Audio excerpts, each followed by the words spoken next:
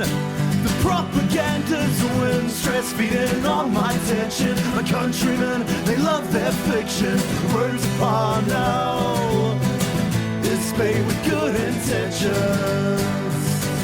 Hi, it's me, the Hosk, and welcome to 1 of 200, the podcast about politics where everything is left, not right. Yes, you're wondering why is the Hosk on here, and the answer is Kyle has actually sacked Philip, but he wouldn't say it. All he was saying is, we've come to an agreement about a conscious uncoupling, a la Chris Whatever from Coldplay and Gwyneth Paltrow. Let's kick it. Thank you, Simone.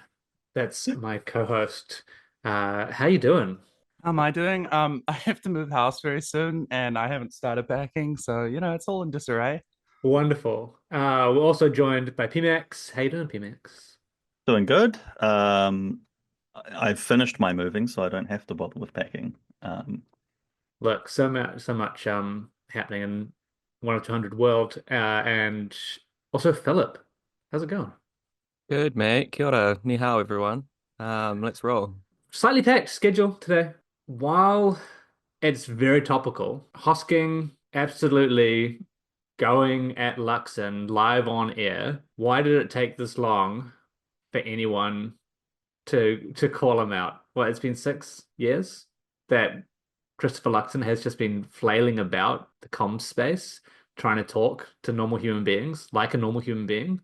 And Mike Hosking finally became exasperated enough to try and media train him live on his radio station. What is going on?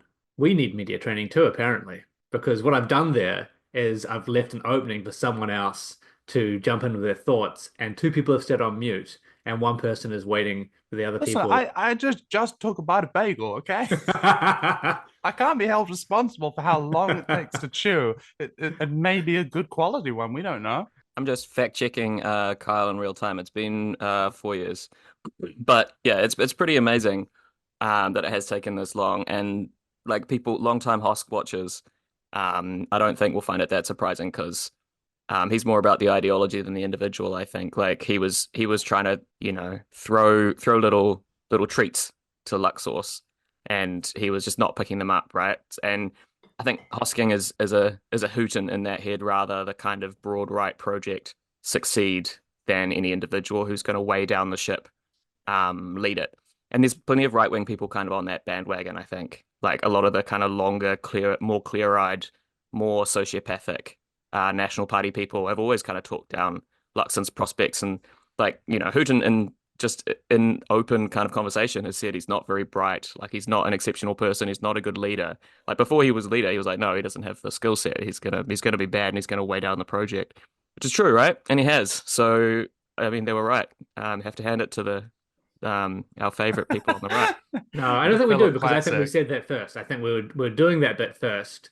So they actually have to hand it to us. That's my call. So true. But it was pretty amazing. Like anyone who hasn't watched, or I think reading the transcript was even more impressive, because it reads like a skit, obviously. And like I think the thing to notice is how many opportunities Hosking gives him, because like he could have answered any of those 20 questions or something and come off as reasonable, but chose not to, right? Is honestly incredible. And the fact that the next day, like I'm not the first person to make this point, but the fact that the next day he was asked about it and he answered in 1 question meant that it wasn't like a deliberate media strategy, it was rank incompetence, right? Yeah. The thing that I quite enjoyed about it, which just vanished from my head when I started talking, was the way that like it literally, you mentioned it reading like a skit. You could take that and put it into a repertory theater, and people would not be able to distinguish it from reality. Like it's almost scripted. You just need to say that you would fire him, and Luxon doing 20 words to not say that multiple times, which really struck me.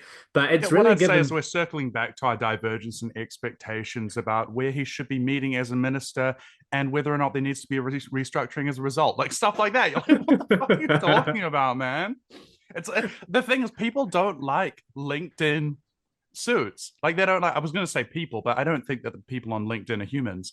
I think that they fill human-shaped things. Yeah, barely. Like such as an online persona can be that, right?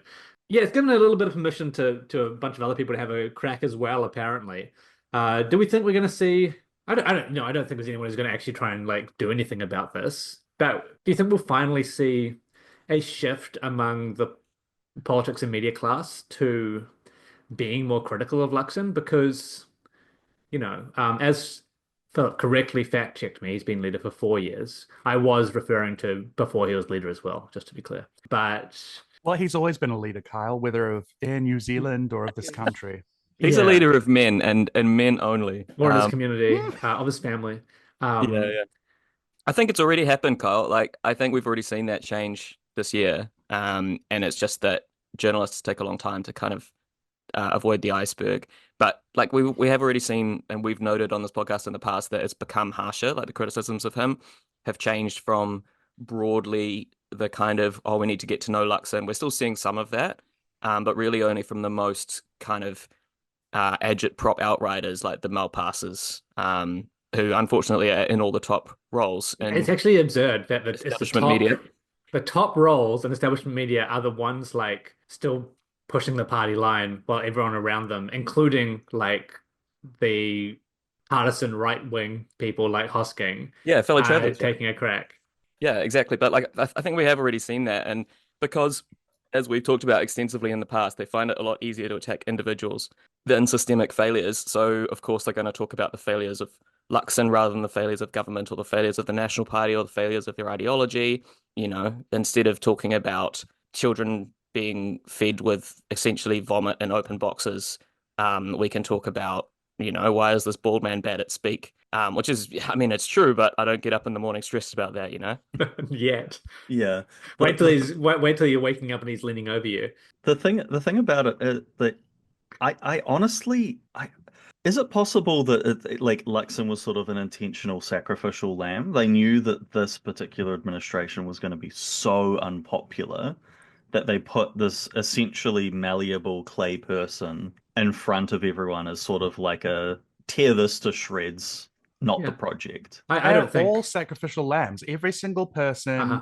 in the upper caste of the right wing project believes that every other person is not going to make it and they're going to be king. Yeah, it's pathological, eh?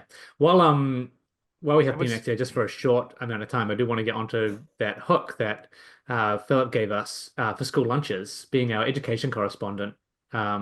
What's been your response to that beyond like the average human's response at seeing those horrific pictures? Well, I mean, it's sort of been said to death. I think I've said it on the pod before, reflecting on school lunches before these changes.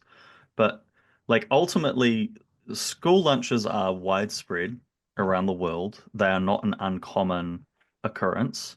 Um, there are school lunches in countries that we consider wealthy. Japan and the United Kingdom have very wide-ranging school lunch programs. Sometimes those are like user pays, but the user pay is very low. Like I forget what the exact number for the Japanese lunches were, but it's like $40 a month or something for 6 days of lunches a week. And ultimately, the point of it is looking at society from a wider perspective, being like, oh, okay, well, we can spend a very small amount of money on the balance of things to ensure that a rather large segment of the population is well fed and, more importantly, learning, so that when they finish their learning process, they have some useful skills and can find sort of like fulfillment in life. And we have the research to back that here in New Zealand. I mean, there's research overseas on the efficiency and effectiveness of a well-funded school lunch program. We had that here as well. I forget who in particular published it, but I remember it was published shortly before the changes to school lunches were made, and I think I recall David Seymour saying something to the effect of, "Oh, well, it's not facts about raw, like something to do with like kids eating lunches or something, like some weird quibble." It's like, "Oh, well, it's talking about all these holistic benefits, but not the actual direct benefits of like lunches on attendance or something like that." It's like, sure, it's great for the kids, but and we've seen this really nasty heel turn, where before the rhetoric was, we can do the same thing for cheaper. and now it has changed into this really nasty, like the povos should just take what they're given and stop complaining. Just eat the slop. I saw a particularly horrendous report on, I think it was some Gisborne schools were just given these like half reheated fish pies that were making kids sick. And it's just cruel. And one last thing, while I'm ranting, is this is the intended outcome. Don't let anyone convince you that this is sort of a teething problem or some kind of unexpected outcome. Like anyone can look up Compass Group and what they do. They do the cheapest job to generate the highest profit. They're not about quality. And the intention always was to have these news reports on poor people having, or poor children having absolutely miserable lunches, and wealthy boomers and so forth getting to sit back and pontificate about how their parents should be taking care of them and all that kind of thing. It's all very nasty. Which is a fucking horrific set of policy considerations, right? Like, it's the way that, I think Seymour this week was saying, I'd actually like, there are lots of people in the world who'd like 11 free buttered chickens. What wouldn't have seen like, and what was the other thing he said this week? I'm actually hearing from lots of schools, but I can't tell you who they are because of privacy, which is just bullshit. Like, nothing in the fucking world would stop him giving someone's name. He does have to watch out because, Except his ex-party presidents. Maybe the more legally inclined could help me here, but I was going through the Crimes Act, and it looks like lying is technically under the Crimes Act, or like obscuring the truth. So with the citizens arrest law changes, would it be possible to perform a citizen's arrest of David Seymour for Wait, lying where to are the you public? looking? Oh, I don't know. I was just going through it. It was next to perjury on the Wikipedia page. A very reliable source, I'm sure. You can just read the legislation itself, right? Yeah, No, I go don't with want to the- do that. It's too Perverting dry, the course of justice, is that what you mean? The potentially. subsection E usually deals with what? It's not lying, but it's in Ah. reference to, yeah. It'll be within certain contractual like Under oath. Yeah, exactly.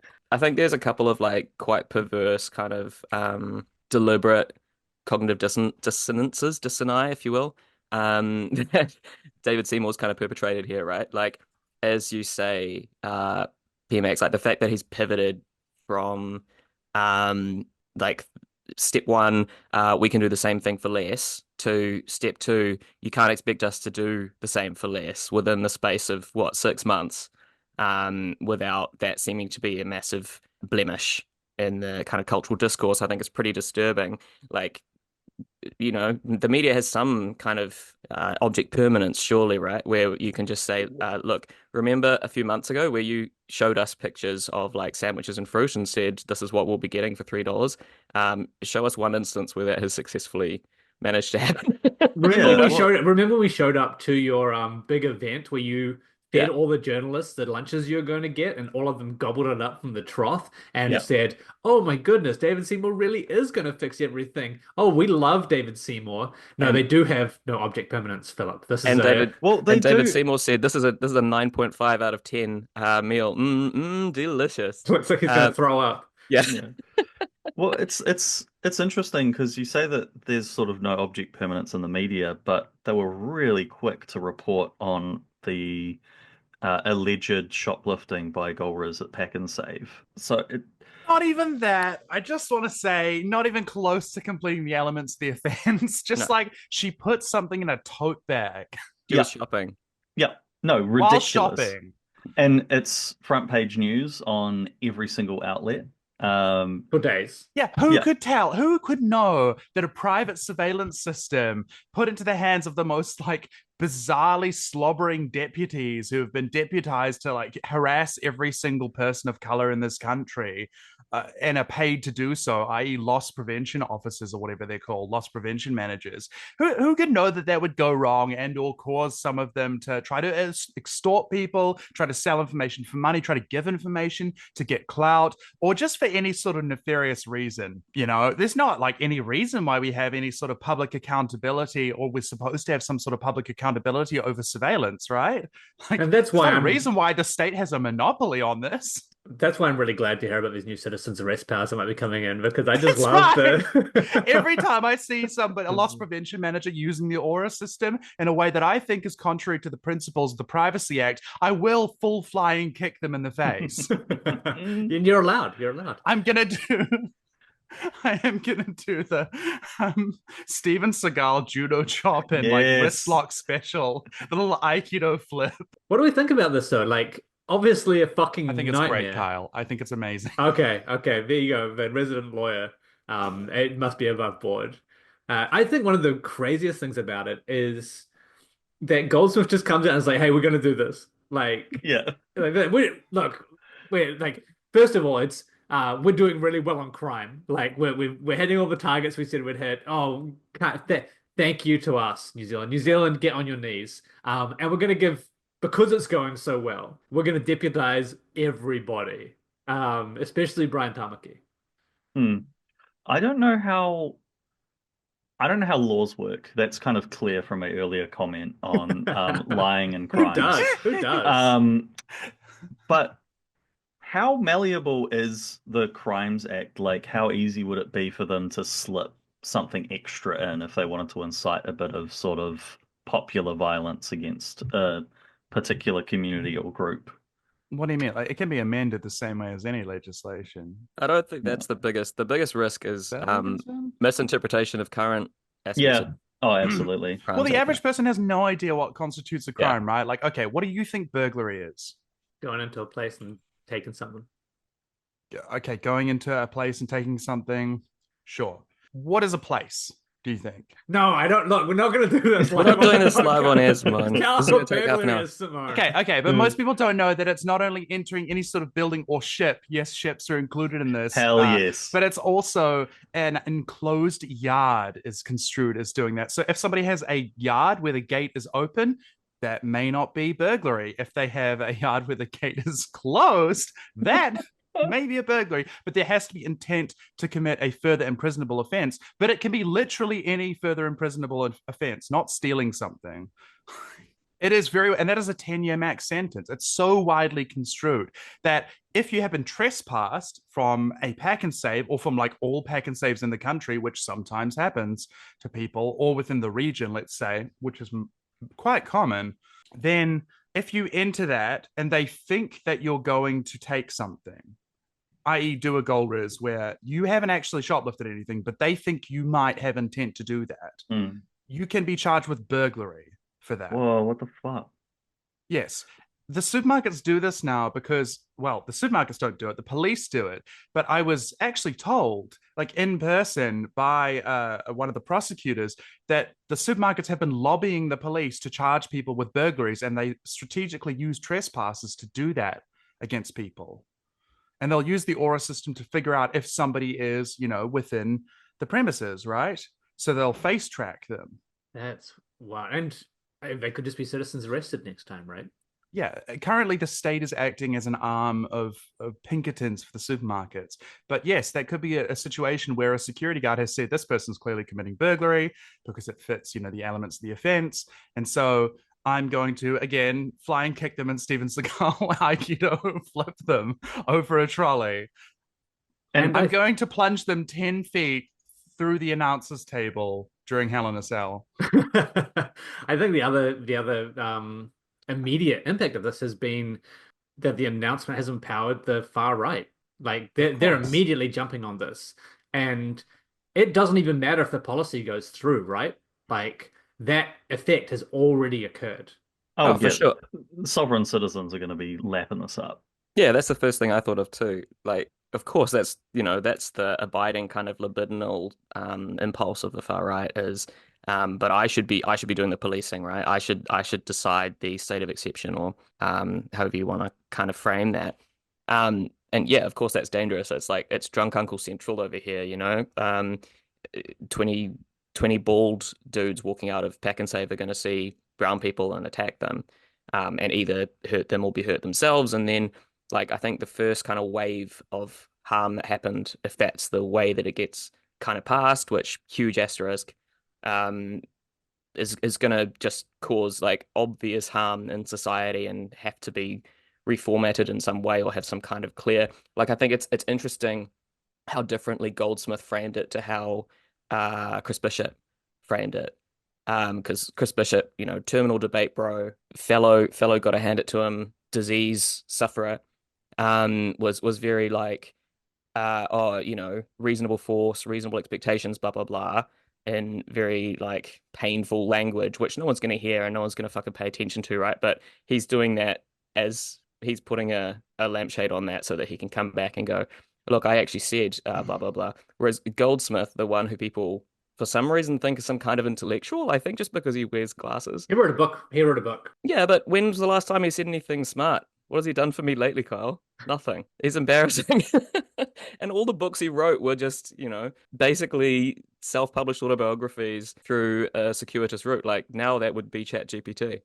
It's embarrassing to think of him as your like pet right intellectual. He's not a David Parker, which He's they got want to glasses. make. He's got glasses, mate. That's what I'm saying. He's not David Parker. But anyway, he was just like, oh, we're going to do this thing in a very like bald-faced kind of way, which is bizarre to me. Like, I think that is kind of the most interesting part about it is that there's really no part of the coalition that the actual, the institutional coalition that's going to maintain this or fight for it to continue in any sense. So I think there's like a not insignificant chance that this is just kind of a flash in the pan push that goes away quietly at select committee when something bigger comes along, because it's just there's no way that this could feasibly go through in the form that it's been performatively kind of pushed as, without just massive like public disaster as well, which could only flow back on the government. And it just seems like, if I was any kind of comm staffer on the right or an NZI nerd or whoever they listen to, I would just be like, mate, this is how you sink your coalition. Like, all we need is one person to be stabbed by a meth head because he was trying to shoplift something before an election, whatever it is, right? And suddenly that's like, oh, you like death? Is that's the coalition of chaos and death? Like, what's your scheme here in terms of optics, right?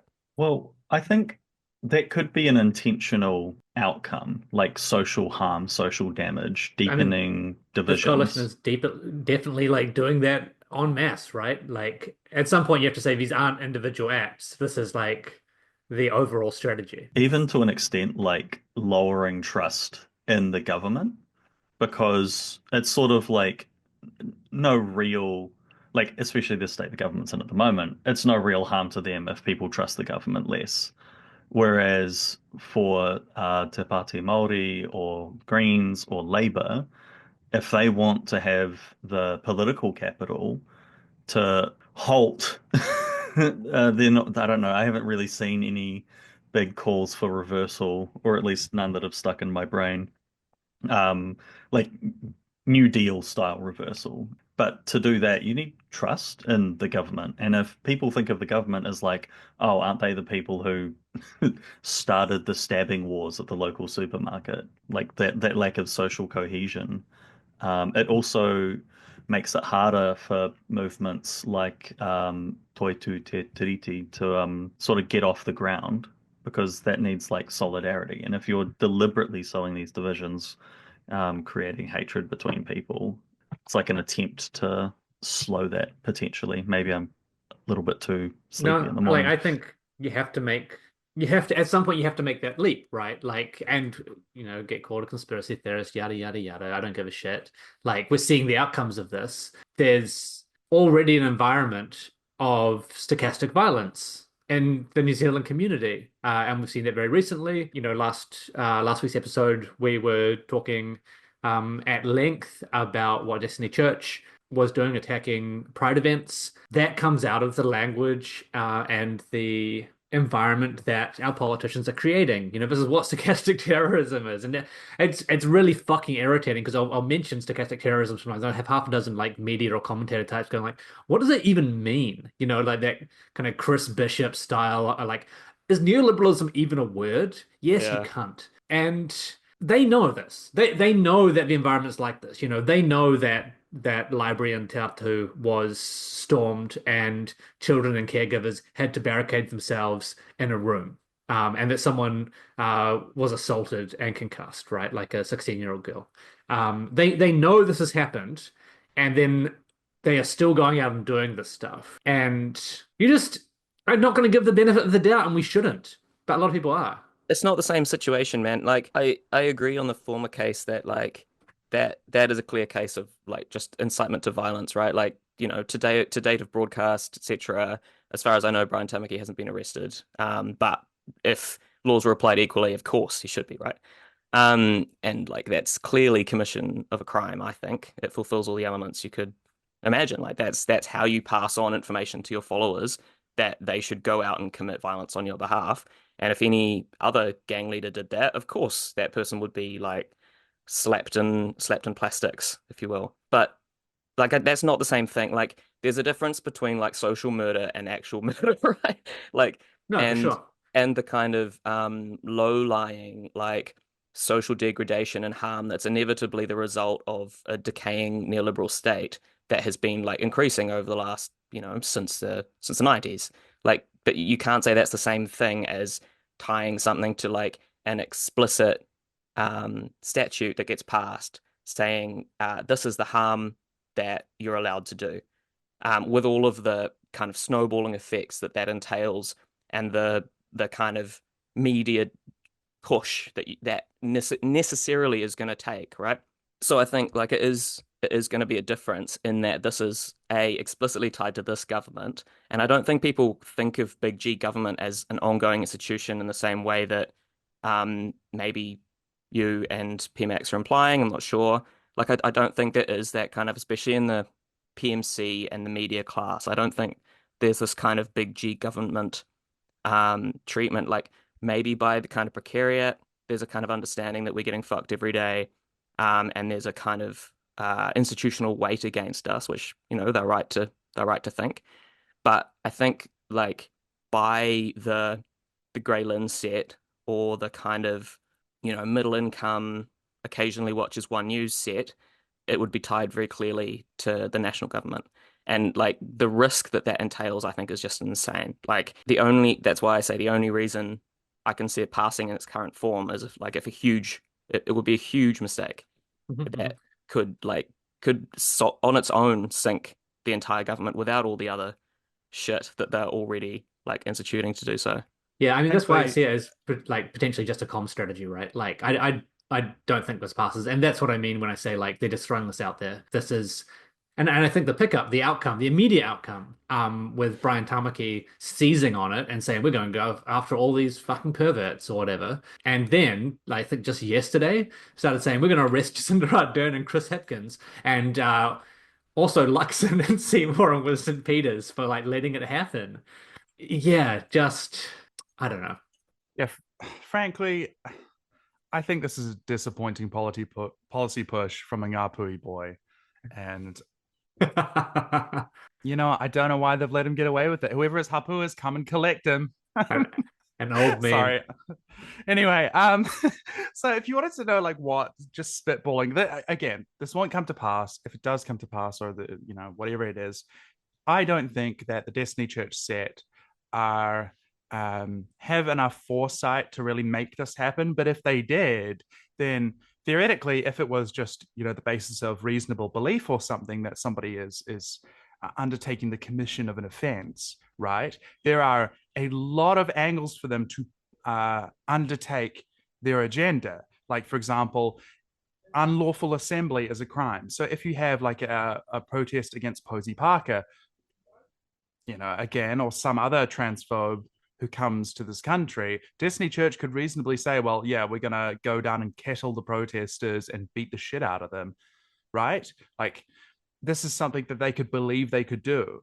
Or alternatively, since we're on the transphobia train, there is, for example, female genital mutilation. This is the way that many people frame trans men getting bottom surgery, and that's in the Crimes Act. There is specifically a carve out for what's called sexual reassignment surgery in the Crimes Act, medical procedures or otherwise for various different reasons. But if you have a reasonable belief that somebody is committing an offense, they could say this with their whole chest, right? And they could undertake to, again, going and quote unquote citizens arresting people, either, i.e., just inflicting that violence on them. And it's not, there is a stochastic element to it, but it is, as I think has been pointed out, acutely directed as well. And this is something where if they were clever about it, they could really do that, and they could do a significant amount of harm with it. Yeah, and it's not just a number of provisions which would allow them to undertake their agenda. Yeah. And it's not just intimidate people. The Destiny churches, right? It's not just Brian Tamaki. The other week we had Stephen Franks sending a letter to a whole bunch of health providers threatening future legal action for giving trans healthcare. There is an organized, well-resourced, invested in institutions, networked group who are trying to framework this stuff, who are providing the impetus and the legal reasoning and strategy, and using the more aggressive, openly fascist groups like Man Up, like Destiny Church, as the point of their spear. I mean, both our Prime Minister and our Minister of Health think that abortion is murder, right? Like, I think this is a lot closer to home than like probably a lot of people think about. And if you genuinely thought that, as I know the like middle-aged white men standing on certain roads, which I don't want to give the location of, maybe on a podcast, outside abortion clinics do think, then what's to stop them tackling anyone going into or out of those clinics? And tackling is a soft term maybe in New Zealand, but that necessitates an assault, right? So like we think of rugby when we hear the T word, but overseas maybe there's a less kind of soft implication to that. And tackling a pregnant woman could result in obvious physical harms, right? And then it's a turtles all the way down situation in that, like, if I see somebody attempt or if I have reasonable suspicion, however this ends up, worded, of instigating that harm, then I'm justified in performing a citizen's arrest on that person and waiting for the police. And I just, if this was passed as is currently being kind of hot air ballooned, then I just don't see a way in which there isn't, social violence in a whole lot of tense situations currently, which at the moment are only kind of legally separated by the thin white line of legislation. Well, and there's also, they say the left is grooming young people, trans people are grooming young people. That is a crime under the Crimes Act, right? And I mean, you've pointed out, so they could use that. Abortion, as you pointed out, was only, I think, under the Ardern government taken out of the Crimes Act, wasn't it? And so that's something which is still very fresh. For a long time, there had to be this legal fiction where a woman would say, I need an abortion, and then the doctor would have to pretend she's crazy or whatever to sign it off. Like, this kind of bizarre sort of fictions that we had to create to allow people to undertake healthcare for women or for any pregnant person, and as you know, it is a kind of recursive concept because an assault, for example, doesn't necessarily require that somebody actually hit another person, just that they have shown the intent, and they could miss somebody. Like, I could throw a ball at your head and you dodge out of the way, but that's an assault. And so somebody can come and arrest me for that, and then somebody sees them arresting me and then arrests them. And, there's this absurdity to it. It's a curb your enthusiasm government. This is why we need the Waikeria mega prism. That's right. The entire country is eventually going to be. It's like the concept of the map that covers the territory because it's so detailed, in semiotics, and then eventually that withers away. But it's like the prison covers all of New Zealand, and then there are no cities anymore. It's all network states. Yeah, hey, maybe we're all in a prison, man. Yeah, maybe it's a panopticon. I don't know. Maybe that's what auras are all about. Yeah. Anyway, bad. It all seems bad. It feels like stuff. As we've discussed, like with all the things we've discussed so far to unravel the social contract, right? Can I just sorry, Carl, can I just interrupt for a Yeah, second? Like okay, fine. before we move on, like I think the mistake in letting the conversation be about theft is just like immense. Like this is the thing that I just can't wrap my head around. Like there's all the difference in the world between confining whatever it is, an amendment or however they're going to frame this, a new piece of legislation, whatever it is, to a certain set of circumstances that might have to be within a geo-specific location. Like within a shop, you're allowed to tackle someone who you suspect of doing a theft, like already bad, already wrong, right? But there's all the difference in the world between that and a broad-ranging increase of citizens' arrest powers that applies to everything in the Crimes Act. Because, as Simone said, no one knows everything in the Crimes Act. I've read the Crimes Act several times, and I don't know everything in the Crimes Act, right? So, like, it is absolutely nuts. Like, beyond anything I've seen portrayed in the media so far, how broad-ranging this social harm could be. Like, physical contact, depending on context, is obviously like a physical crime, right? Um, leaving Kmart, if someone asks to inspect your bags and you give an ambiguous response and they touch your arm and open your bag, am I meant to spear tackle the security guard and like hold her down, hold the small Chinese security guard to the ground until Duncan Garner and his anti-Kmart force shows up? You know what I mean? Like it opens every can of worms imaginable legally. Sorry, that's all I wanted to say is that like it's not about theft, right? Like I think they're allowing this to be a Sunny Koshal anti-theft conversation, and it's really not. If we didn't have ACC, this would also open up a whole can of civil Oh litigation yeah, worms, right? Like everybody would be suing each other in tort. it's Yeah. fine. The health system's fine, Simone. Stop. We've got plenty of capacity. There are beds for everyone. I mean, the ACC CEO is one of the few like health aligned people who hasn't resigned yet, right? Like, yeah, not looking good, not looking good. I want to take us overseas. We've got a couple of international news things to rile people up with.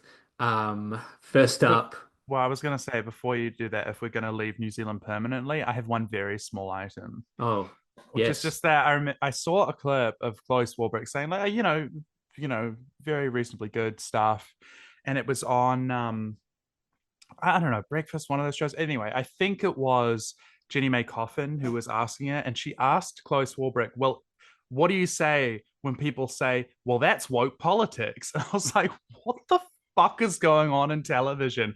How can you ask that sort of question? Are you brain dead? What? Isn't Yeah. that woke politics?" I think they've already had a lobotomy, but if not, they need to be retired. Just We've seen this, and we've what talked is about this on going the on? podcast for 4 or 5 years. I hate this. I hate that we say this and we're like, we've been saying this all along.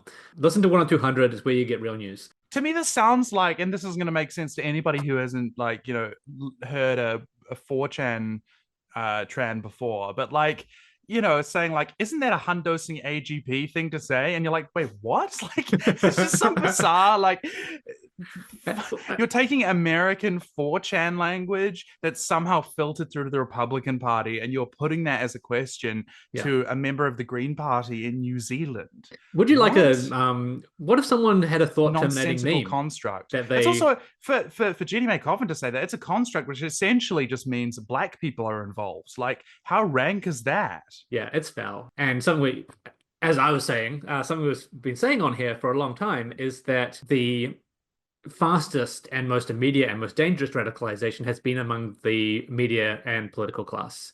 The parliament is far, far, far closer to fascism than your normal human being, than your average citizen. And media have gone right along with them. And that's why you're getting stuff like that. And they'll say, oh, no, no, it's just an important question because that's, in the discourse right now. Yeah, why is it in the fucking discourse? And why does that mean you have to ask it? Like, your Whose job is to discourse? inform. But no, Whose it's not discourse, anymore. right? It's in your discourse because you're having lunch with the same people every day. You're having Yeah. coffee with the same people every day, and those people are being paid by people who have money to pay them to talk to you, right? I I'm not love having lunch with those people. disseminating information and discourse and then pretending that it's received out of the ether and not from other people who are also in my stratum disseminating the discourse, like, and or myself. You I know, It's mean, no less embarrassing than the well, I'm hearing on the doorsteps, blah blah blah thing that journalists mock every day from politicians, right? It's the exact same yeah. fucking mental And formulation. and to get like wiki editor on it, it's weasel words, right? Like some are saying whatever it is. Who is saying this? yeah, Tell yeah. me. Can you cite anything? What if Because the source is Brian Tamaki important, rocked right? up to you and called that woke politics? No one gives a shit. Like, come on, do some fucking work, journos. Like, I mean, journos, presenters. I don't give a shit. Like, I The don't thing know. is, as well, it's just a slightly veiled version of being like, you know, if you're in America and it's like, what if JD Vance said this is N-word thuggery? Like, what would you say to that? Like, you can't reasonably answer a question which is premised on something so firstly, disconnected from the world, and secondly, which is an inherently oppressive framework, right? Yeah, Of understanding it. The entire point of woke is it's a thought terminating cliche, which is meant to be a cudgel against people of color. yeah. This is the whole purpose of it. And against anyone seen to associate, right? Yeah, any Uh, sort of coalition among like subaltern people or otherwise marginalized people, right? Somebody who is counter hegemonic in some way. yeah. It's really frustrating because now we're on this. You saw a couple of months ago David Seymour trying to like he was openly talking about DEI, which isn't a real fucking thing here, right? Like that is a purely American term within their employment framework, and it Yeah. was being picked up by the Republican Party to do the thought terminating woke kind of thing at scale and directly impact what was happening in government there under Trump. And David Seymour was out here going like DEI, DEI, and any journalist who has self-respect should have gone, "What the fuck are you talking about?" Like again and again, there are these pieces of terminology that no one in like almost no one in New Zealand like knows what this fucking thing is, but media are so kind of the soup is soaking into their bones. They're so surrounded by this miasma that they just go, "Oh yeah, that's I know exactly what he means. So does everyone else. We're just why would we challenge that, right? Like we know what that's shorthand for. No, like what do you mean DEI? Tell me, explain to me what you mean by DEI, David Seymour. Like it's a really easy thing, and he'll fucking sit there and sputter and go, "Oh no, what I really mean, blah blah blah blah," and he look like a fucking idiot because he is. Um, but Yeah, I mean he's talking about like the seven people who work at the big firms in downtown Auckland and live in Parnell and vote for him, right? Like that's the real DEI community, quote unquote Yeah, community. it stands for Deloitte, Ellerslie, and Deloitte, EY, EY, Deloitte, EY, very EY, good. and something I don't know, else. something else. If only Jenny were here, they could tell us. Overseas, we're gonna fly overseas, seeing as this is kind of overseas shit. Overnight, Trump screamed at Zelensky live on camera when Zelensky went to visit him at the White House after JD Vance broke into their conversation and started taunting Zelensky live on air about how he wasn't showing enough deference to Trump and he should be thankful that the US is getting involved at all. It's incredible to watch the downfall of the American empire. That's all I've got to say to that. That's fucking hilarious. You fucking idiots. JD Vance is a little dirty griefer. Like that's the kind of shit like, if you've been at a LAN or you like, played video games, you'll have one little fucking weasel in your party who's there just trying to wind everyone up, who's like needling people with the shittiest stuff, and you just like fuck up and you kick them out of the LAN or fucking pull the computer plug out at the wall and say, get the fuck out. But JD Vance is the deputy president, like incredible. Deputy president. Yeah, Deputy you heard what I president. fucking said. That's New Zealand nationalism rearing its This ugly is the head. Yeah, reverse yeah, of I'm when sick of people this start New talking Zealand. about like, the Luxon administration or something. Yeah, look, that's Yeah. it's a signal that the U.S. Empire is slowly fading. Because I don't A care signal that your senpai Nice. is slowly fading. that the U.S. Empire. You Oh, wish. okay. Help, my senpai is slowly fading. Sometimes The Simone title here of a light novel. just hears what she wants to hear. Here's what you want. Listen. I won't be judged on this platform of all platforms.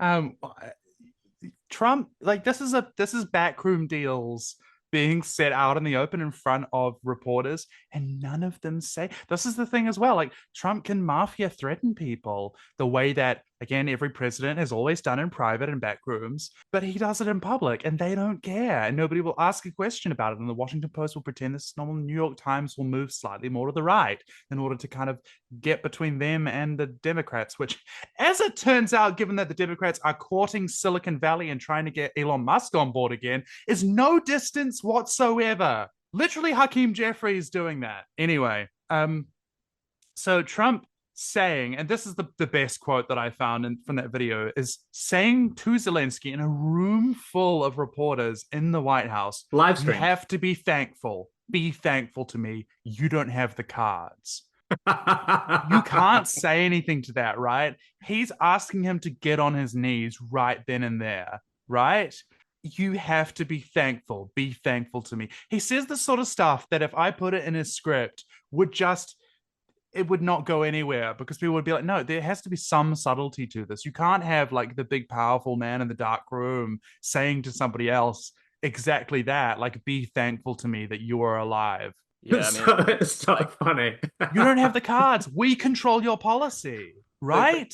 yeah, the Godfather wouldn't have had its cultural impact if it had been written by fucking 7-year-olds, right? Like, it's embarrassing to read. The But whole thing about Omerta is that Yeah. it works by suggestion. It's like, wouldn't it be a shame if, this would have happened? Or like, it would be we've so outgrown tragic if this, we've whatever it outgrown was. it, Meta, unfortunately. It's just We it's don't about have it want to anymore. punch? My dad, no, it's not even my dad can beat up your dad. It's like, I'll punch you harder than you punch me. Sicilians don't say La Cosa Nostra anymore. They just say mafiosi. They just say it Well, it's fucking because funny. of woke. Because of woke Because DEI. of woke DEI. It's But true. actually, There's a set like the first episode of The Sopranos where Tony Soprano's daughter or whatever like asks him, "Hey, are you in the mafia?" And he's like, "There is no mafia," except he's like, Yeah. "Yeah, absolutely, honey, and we're gonna get you a nepo baby. We're gonna get you straight in there, baby. Hell yeah. Also, it rules. So It's cool. You should be thankful. There's the reason why that you have, the special school that you're going to. The reason you can afford college is because I'm a mafia, okay?" Like, there's no fade to black in the last episode. It's just fading to like riches. It's just like everyone became a millionaire, and that was so happy after Tony one Soprano's season. slowly getting dementia over the course of season 6. I want to write this, Simone. You wanna redo the Sopranos? What's really Jump wild. Only if I get to be called David Chaser. Yeah, okay. That's fine. You can. All right. What's really wild about this is, a lot of people, including us, were talking about Trump coming in and bringing like a wrestling approach, right? Doing the kayfabe, doing the heel turns, and this so far in this term of the Trump presidency, he's just ripped it away. No kayfabe. Like, get on your knees. Like, pure American power politics. It's really just illuminating about how U.S. empire works. He was like, some of this maybe I don't disagree with that much. It was like, you're playing with World War III. Like, I mean, yeah, the Biden presidency literally was doing that. But then he'd be like, also the Hunter Biden laptop photos. Like, just so cooked. It's incredible. See you later, America. I mean, it's refreshing to see like naked Bye-bye. cardboard. Yeah, it is refreshing to see that, and it's very funny to see all of the like rules-based international order nerds freak out about it. But like, that doesn't mean that he's not going to come back and throw the US full-throatedly behind Ukraine, right? Who knows? Like the real concerning thing about him is that like it's not, I don't think it's the like quote unquote sympathy with autocracy that the Robert Patmans of the world are most concerned about. Sorry, Robert, if you're listening. Not sorry. But like it's that there's no consistency, right? So there was no mention of his quote unquote plan for Gaza before the election, and like that has thrown a massive like cat among the pigeons. And how's that going to end up? We don't know. Like, it could be nothing. It could be everything. There, like millions of people could die. Not just obviously not in Palestine because they're almost all they're getting as close as they can already. But there's like regional wars that could be set off. Like he's also playing with World War III, right? In multiple ways. It's that he has no respect for the kind of like established institutional, like international established institutional discourse that is like set up as a kind of lingua franca in these international relationship discussions, and the fact that he tries to circumvent that sometimes achieves things that you can't achieve otherwise, but also very often sets up like new conflagrations that'll take years to appear, right? It's not like the first Trump presidency was like a bastion of American fucking, retreating and America firstism or whatever the kind of, what are they called? American primicists kind of want. Like MAGA international foreign policy where they think there's some like strong line between isolationism and interventionism just doesn't exist, right? Like, especially not in Trump. Like maybe some of these people have actual principles, but none of them have any power. That's for fucking sure. What's really interesting about this, and also worrying, and etc., is that what's happening on the international stage is playing out alongside this completely just unprecedented domestic degradation of the institutions administration that allows the American state to run, and with intent, At some point, one of these things is going to break, and it's bad for American citizens and for other people living in America and for everyone as far as like international trade and supply goes. But you almost hope that before America does anything more horrific on the world stage, that there's enough of a collapse at home that they are stuck fighting domestic wars, whether literal or otherwise, because they are no longer able to govern themselves due to the incredible amount of institutional knowledge and function that is currently being stripped out. And perhaps the only thing that's saving the world from total annihilation right at the second is the fact that China's CPC model of leadership doesn't really allow a Nixon to come to power. Like the rationality of its succession of leaders since the Deng era began is perhaps the only reason why, given it's a nuclear power. Because if you were not so clear-headed and didn't have immense restraint, if you listened to what Trump was saying, if you paid attention to how US militaries maneuvered both in the first Trump era, to some extent during Biden's era, and with this present Trump presidency, I think you might push the button, right? So there's something concerning about the fact that we're holding it all on and hinging the entire world on a person who nobody outside of China has any sort of ability to influence or within outside the party structure itself even to have some kind of public accountability for, right? There is something to, in a sense, be thankful for that, but it's also, this is not a reasonable world that should exist. And we often talk about existential challenges like global warming, climate change, as it's been rebranded by the PR companies, and so many other disasters that are confluent of and antecedent to that flow out of that, right? But the world still has nuclear arms. And there are still nuclear armed countries. One of them is Israel, by the way, which has the Samson option. Like, firstly, it denies having nuclear weapons when everybody knows it has it. Secondly, it will nuke the entire Middle East if it feels existentially threatened. And the culture is crazy enough for them to do that. They just don't have any sort of reasonable rationality left. They're not rational actors anymore, if ever they were, because that's what happens with fascism, right? Your whole intellectual capacity just rots from the inside out, and then the lunatics run the asylum, to use probably an outdated sort of phrase, but they still have them, and other countries do as well. The United States does. I mean, there was this huge song and dance that Democrats made in the first Trump administration, well, not even during the first Trump administration, in the lead up to it, because all they want is your vote. They don't actually care about doing anything once they've lost your vote, because they can just fundraise again, right? No, Like, abortion's under threat. The current Democrat strategy, like being pushed out by the outriders, is it's time for Democrats to do something brave, roll over and die. Like, they're going to do something they've never done before: raise money from billionaires. Stop fighting. Yeah, it's actually insane. Oh, they're mad at there are all these non-governmental organizations like charities, quote unquote, which are, not nice organizations, and they're all just like Democrat flackies and stuff. But even they have lost patience, and they're like, and now Democrats within Congress are like, how do we just like get rid of these people and jettison them? They're so annoying. They want us to do things. I'm sick of these capital G groups telling me to do stuff. Oh, What do you those are mean special group? interest groups, by the way. Like Yeah, not not regular interests. corporations. Yeah. That's national security. Business interest is national security, but special interest groups are like, please don't overturn gay marriage.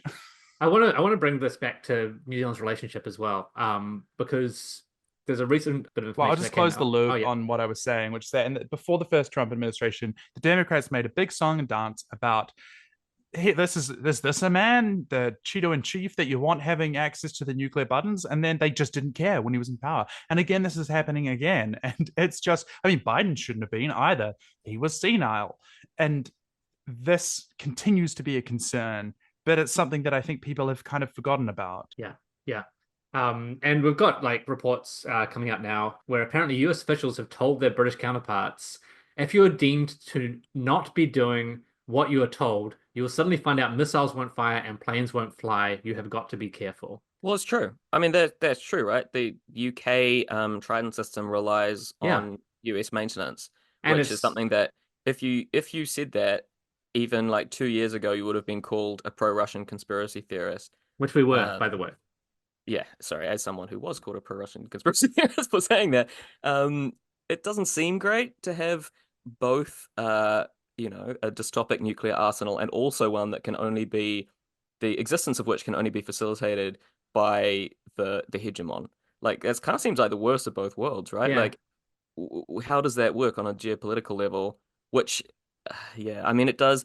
This does feed into New Zealand's like interoperability. I'm Yeah, going to say exactly. crisis. Which we're talking about like under Ardern, Yeah, years and yeah, yeah. years ago. And We it's the were same doing in interviews about this years ago. Germany and other parts of Europe where they've got the F-35s or got other military systems which are made by US companies and procured via or with permission of the Pentagon. This is what interoperability means. Yeah, and Like, usually third hand once its useful lifespan has been expended, and they need to, either chuck it on a junkyard or sell it to New Zealand for new cost.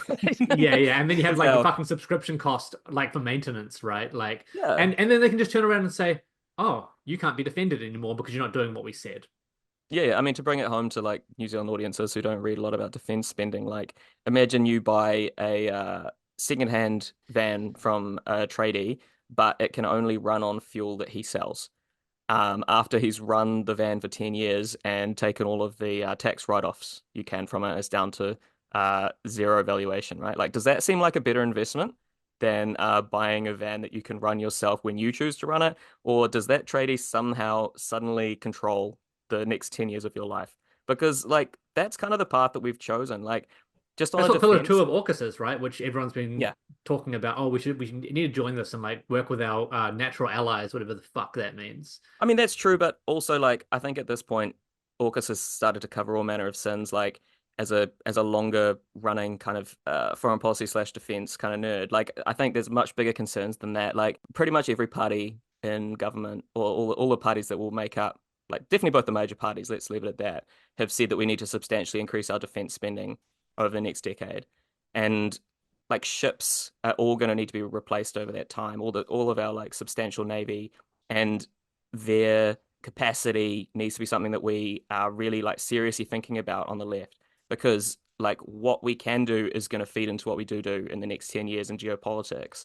And I don't think there's enough of a joined up conversation between the like defense nerds talking about what is our current capacity to do stuff and the geopol nerds talking about what we want to happen, because like that link is going to mean so much to us in the next 10, 15 years. Like if we replace a frigate with something that can only be combat interoperable with the US and Australia, what do you think we're going to be doing in 15 years, Yeah. right? If Yes. anything happens combat wise in the Pacific, and we're like, lest we forget, like one of Ron Mark's actual good points is that like we're legally responsible for what 11% of the Earth's surface. Like a lot of the Pacific Ocean is our backyard, according to us, right? So what does that mean? Like what responsibility does that entail? Yeah. So, and we don't spend a heck of a lot on defense, but then a lot of countries in the world don't. So what does that mean? Like what format should our quote unquote defense force look like? Because every time they're pushed into a corner, they talk about readiness for natural disasters. Like, is that the organization we want responding to natural disasters? Really? And if so, like, is that what they geared up for? Or are they geared up to shoot Chinese people when they land on Pacific Islands? Or, worse still, have World War II battles in open fields that we will never have to face, right? There's some embarrassing kind of throwback ideology in the Defense Force, but that's a new conversation, I guess. I'm just imagining a false flag attack by the Trump administration against New Zealand to get us to join AUKUS. And it's like 9/11/2 aimed at the Sky Tower, but because the pilots are not woke DEI, they crash before they get there. They united 93 just because Boeing has failed to employ any engineers. No, I mean, what do you think this Chinese live fire practices for? Is to shoot the Sky Tower down. The sky, actually, it's a kaiju movie where the Sky Towers become sapient and sentient.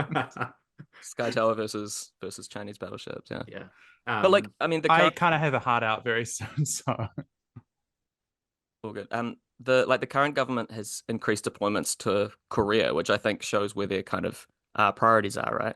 Like they are saying that we're not well funded enough in defense, and that like there are all these concerning like, oh, it's such a dangerous world, but also the deployments they're talking about increasing are Korea and Ukraine. So like, what century are we living in, guys? Yeah. Like, while the Pacific Islands are looking to China, right? yeah, which like I don't know what you expected. Like you're basically handing this platter to the rest of the world, and like I think it's become almost another like thought terminating cliche to talk about alongside rules-based international order to talk about an independent foreign policy. Like that's something that we've talked about a lot in the last few years, but like I don't think that's enough anymore because like independent meaning what, right? Like Yeah, agreed. also these MFAT nerds talk about an independent foreign policy, but then they say, and that independence means we should cozy up to the US, a decaying fascist empire, which, is going to thrash out before it dies. Like, it's a fucking dying, like, eagle with both of its wings cut off. Like, it's going to hurt someone, right? And I just don't, there's no reason to believe anything that Trump or his administration says, but until we see massive cuts in defense spending, that threat level is only going to increase until the empire, like, eats itself from the inside. Well, once again, another incredibly optimistic 1 of 200 podcast. Any final thoughts? Oh, I never have any thoughts. Too many thought terminating cliches. I would love to be an international relations student right now. I got my degree too early, I think, because it would just be fascinating trying to square a lot of or like political science to square a lot of their kind of theories and frameworks for the world now and all the textbooks when they make no sense anymore. Like the kind of mythologies built up around Western politics and Western international relations just doesn't make sense. It's nonsensical, right? I'm allowed to say this because I taught IR. But you don't want to be doing IR because you don't want to be around the fucking freaks do it. Like it's such a cesspit now. And IR here has got worse and worse over the last 2 decades. Well, yes, I think I noted that a friend told me that one of our former lecturers at Victoria University Wellington was let go because there was suspicion that she was a Chinese spy. Why? Because she was a Chinese national. That's it. Really dirty. It's just, and none of her colleagues stood by her as well. They were in hushed whispers about, oh, maybe there was a spy among us. Doing what? What possible access does a fucking international relations lecturer at Victoria University of fucking Wellington have to do with our defense industry? What are you talking about? They were using the Chinese mind control beam on the students who would then go into MFAT and take our policy. I mean, that kind of stuff just first of all, disgusts me on a personal level. But secondly, as well, you're just getting rid of anybody who has some sort of perspective which isn't so narrow and blinkered. And what's the point of that? I mean, that's how we got here, right? Like that exact narrowness of focus is just it's embarrassing. And it's like this is how you don't forge a smart NAM kind of way, not aligned movement kind of way. Is by having that kind of blinkered attachment to the last 50 years, 100 years of foreign policy. My final note is imagine you're in the dying days of the Soviet Union and learn Chinese. What else are you going to do? Acknowledge the reality of the world right now, right? What are you going to be doing in 10 years that you won't need Chinese for? Because I can't really think of much. That's been another episode of 1 of 200. Thank you to my co-hosts, Simone, Philip. Pmax left halfway through, in case you missed that. You did, because we didn't acknowledge him leaving because he just turned his camera off. Like, share, and subscribe. Yeah, Kakite or whatever it is John Campbell says. If artificers are, then I'm living a pointless life, but learning all your lessons. Fucking politics, there's no distinction. The road's apart now. It's paid with good intentions, and I'll admit that I'm at a loss for what to say when they criticism cost me ought to stay. 'Cause I live amongst the people every day in this vindictive, forgetful fucking race.